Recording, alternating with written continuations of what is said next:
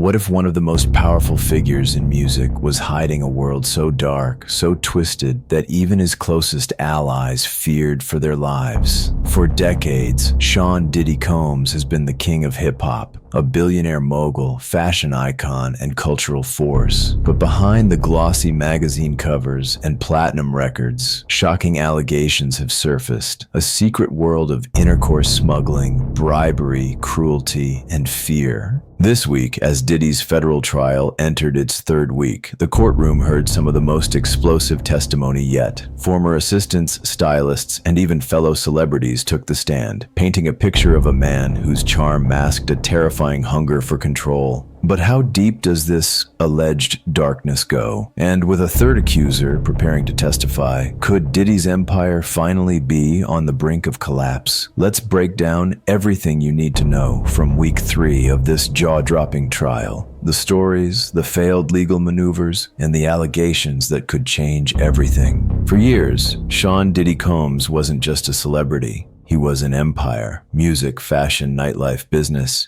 Everything he touched seemed to turn to gold. But now, that empire is on trial. Federal prosecutors aren't just going after Diddy for 1 or 2 bad acts. They've charged him with intercourse smuggling and racketeering, painting a picture of a man who used his fame and fortune not to inspire, but to control. At the heart of it all are the so-called private parties. Wild, depraved events where women were allegedly coerced into intercourse with male companions, sometimes recorded without their consent.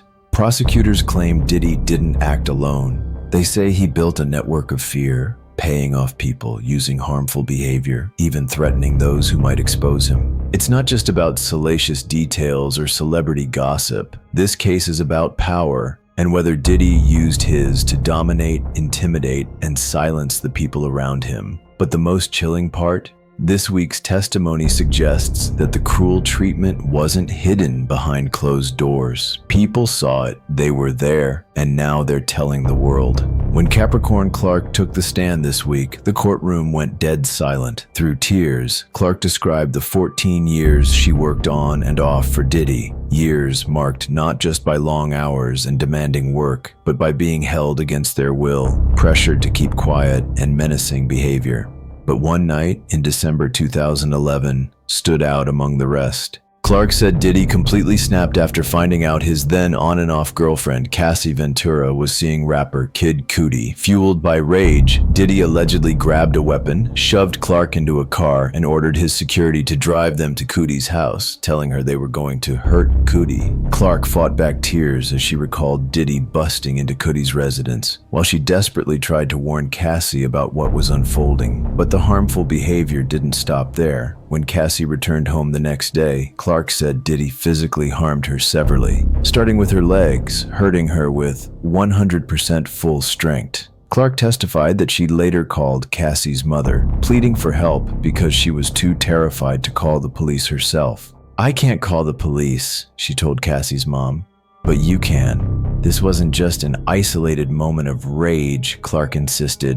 It was part of a pattern of harsh, controlling behavior, the kind that kept people silent, scared, and stuck in Diddy's orbit. But just when Diddy's legal team thought they saw a way out, the court slammed the door shut. This week, arson investigator Lance Jimenez took the stand, recounting a chilling incident from 2012 when Kid Cudi's Porsche suddenly burst into flames. Investigators found something shocking inside: a Molotov cocktail made from a 40-ounce Old English bottle and a designer handkerchief. "In my opinion, it was targeted," Jimenez told the jury, but here's where things got messy. Jimenez also revealed that key evidence, fingerprint cards, mysteriously disappeared from the LAPD. Diddy's defense team pounced, claiming this destroyed evidence made the trial unfair. They demanded a mistrial. The courtroom held its breath, but Judge Aaron Subramanian wasn't having it. He shot down the mistrial bid, saying there was absolutely no testimony that unfairly implicated Diddy in the destroyed evidence. The trial would move forward. This wasn't just a small legal skirmish. It was a reminder that, despite his money, his power, and his high-priced lawyers, Diddy couldn't easily escape the mountain of allegations piling up against him. And the arson case wasn't just about burned cars. It was about a pattern of retaliation, one that prosecutors say shows how far Diddy was willing to go to silence his enemies. If there was any doubt about Diddy's involvement in the Porsche intentional fire, Kid Cudi's testimony erased it. On the stand last week, Cudi didn't mince words. He told the jury straight up that he believed Diddy was behind the attack on his car. Think about that for a second. One of hip-hop's biggest stars saying under oath that another superstar tried to send him a brutal, fiery message. Federal prosecutors backed up Cudi's claim, tying the 2012 explosion to the broader racketeering case. They say it wasn't just about jealousy or personal beef. It was part of a criminal enterprise, a system of intimidation Diddy allegedly used to control everyone around him. The fact that a Molotov cocktail was used, that wasn't random. Investigators said it was meant to send a signal, a dangerous warning, but it failed to detonate fully. If it had, the damage and the message would have been devastating. What's even more shocking is that despite all this, Diddy's circle largely stayed quiet for years.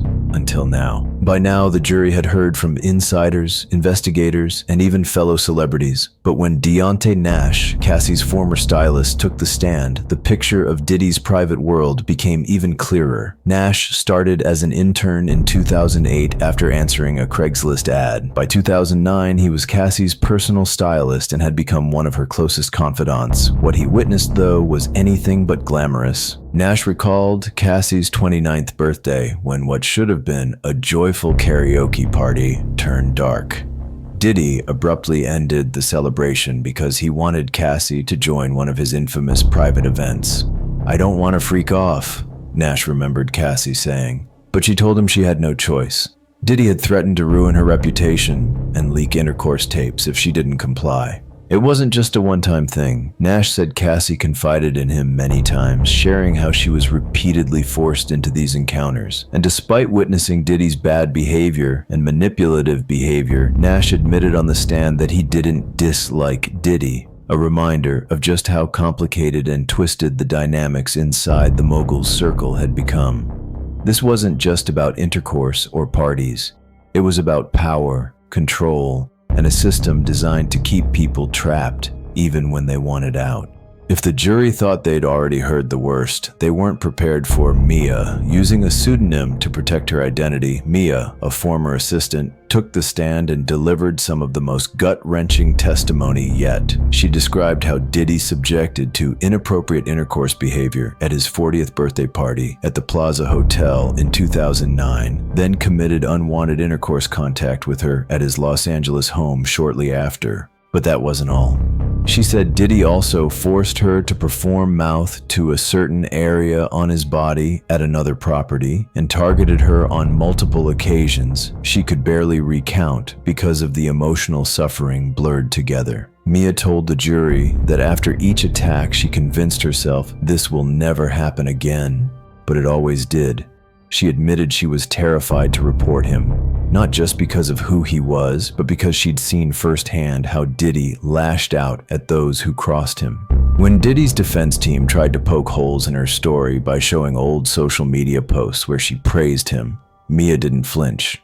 She told the court she used social media to create a fantasy, a version of her life that looked perfect, even when behind the scenes she was suffering. Like Capricorn Clark, Mia also witnessed Diddy physical harming Cassie regularly. When asked why she stayed in such a toxic environment, her answer was painfully human. "He was vulnerable with me quite a bit, so I would feel responsible for helping him. I mean, I can describe it, but I'm not a psychologist or a therapist." It was a glimpse into the twisted emotional hold Diddy allegedly had over the people in his inner circle. A mix of power, charm, fear, and manipulation that kept them locked in place. As the trial moves forward, the story is far from over. The jury is preparing to hear from a third accuser, someone who, like the others, claims to have been coerced into Diddy's infamous private parties and filmed without consent. Her testimony could add even more weight to the mounting allegations. Beyond the courtroom drama, rumors continue to swirl. Whispers online suggest there may be more secrets waiting to surface, possibly possibly from people still afraid to speak out. Diddy's defense team has fought hard, denying every claim, attacking witnesses' credibility, and trying to poke holes in the prosecution's case.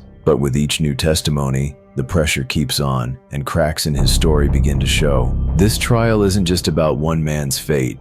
It's a spotlight on a darker side of celebrity culture, where power can be weaponized and silence can be deadly. What will happen next? Will the truth finally come to light, or will the system that protected him for years hold strong? Only time and the jury will decide.